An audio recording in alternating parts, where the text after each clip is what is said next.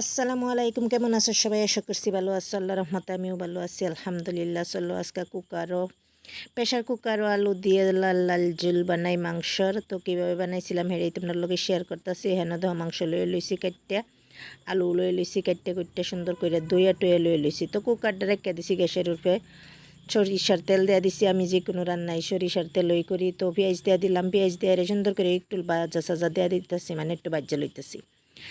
তো সুন্দর করে একটু ভাজা দেওয়ার পরে এখানে আমি আদা রসুনের বাটাটা দিয়ে দিলাম, আদা দিয়ে দিলাম, রসুন বাটা দিয়ে দিলাম, দিয়ে আর একটু সময় একটু লাড়াচাড়া করে দিলাম। তারপরে দিয়ে দিলাম ধনিয়া গুঁড়া, জিরা গুঁড়া, হলুদের গুঁড়া, মরিচের গুঁড়া, স্বাদ মতো নিমখ দিয়ে হেরে এনে কষাই লইতেছি একটু জোলা পানি ডাল্লা দিয়া।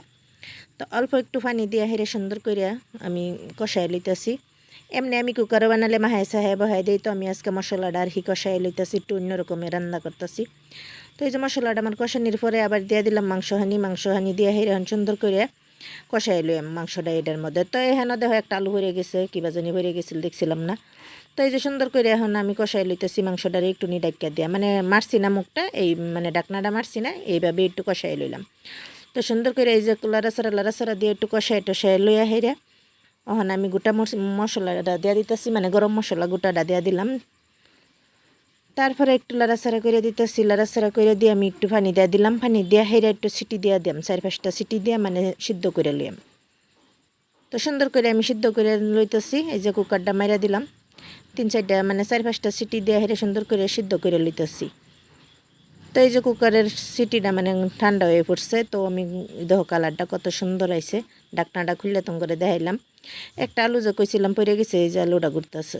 তো এই যে সুন্দর করে আমার মাংসটা সিদ্ধ হয়ে পড়ছে। আমি আর জুল টুল দিতাম না, এটার মধ্যে আমি মানে আলু দিয়া দিলাম, আলু দিয়া হেরে সুন্দর করে আবার এই ঢাকনাটা মাইরা দিলাম। আর কোনো পানি দিতাম না, এই পানিটার মধ্যেই এমনিও মাংসর থেকে এত পানি বাইরেছি, আর আমি আগে একটু পানি দিছিলাম।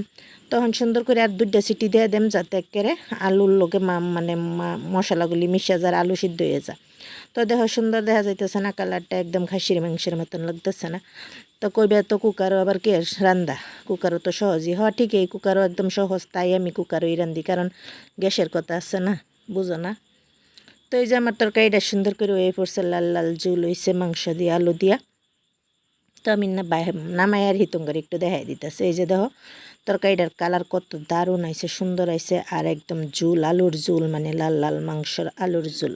তো কিরম লাগলো রেসিপিটা? যদি ভালো লাগছে তো লাইক করবা, শেয়ার করবা, কমেন্ট করবা অ্যান্ড সাবস্ক্রাইব করবা, আমার সঙ্গে থাকবা, পাশে থাকবা, একটু সাপোর্ট করে যাবা। তোমার সাপোর্টের দরকার আমার। আর তরকারিটা কিরম হয়েছে সেটাও জানাইবা, কত সুন্দর কালার আইছে আলুর মাংস দিয়ে ঝোল। তো যদি ভালো লাগছে তো একটু আমার সাপোর্ট করে যাবা। আজকের জন্য আল্লাহ হাফেজ, সুস্থ থাকো, ভালো থাকো।